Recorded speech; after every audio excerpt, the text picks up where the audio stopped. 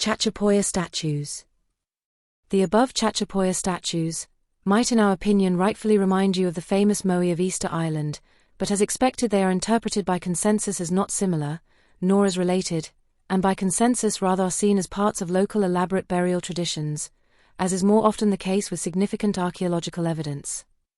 The Chachapoya-Statues are known to be sarcophagi and cliffside tombs that feature humanoid figures and intricate designs.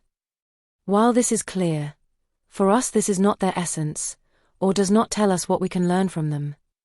The Chachapoya-Statues from Peru resemble the Easter Island's Moai statues, this due to their monumental nature and placement on often inaccessible cliff faces or sites, but are anthropomorphic figures, just like the Moai, except that also are coffins encasing mummies, possibly from important persons of important groups, and found in sites like the region of Correggia or the larger Andes.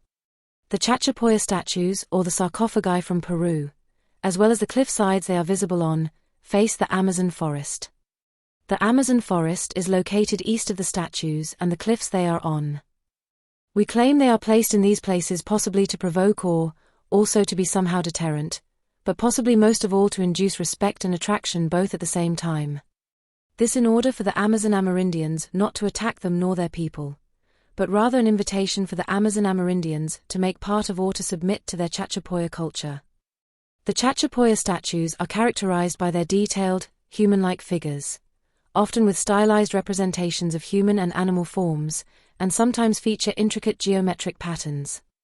Maybe most importantly, the Moai and Chachapoya-Statues have large heads and stylized, somewhat stern facial features.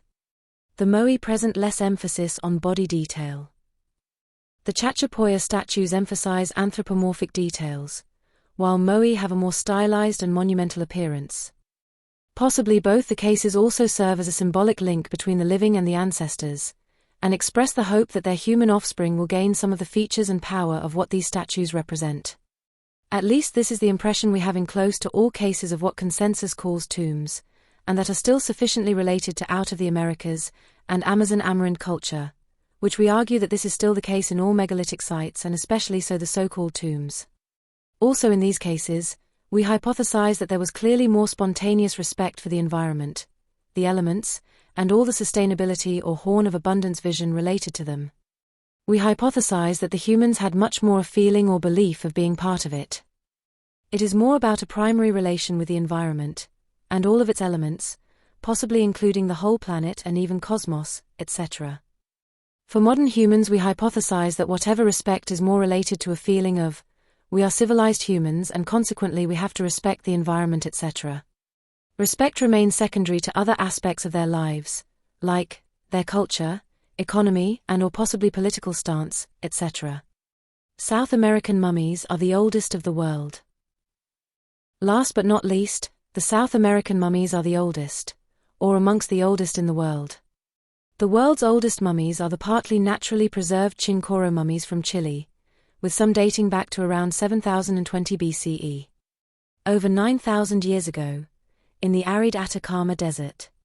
The oldest artificially mummified bodies are also Chinchorro-Mummies, some of which were created as early as 5050 BCE.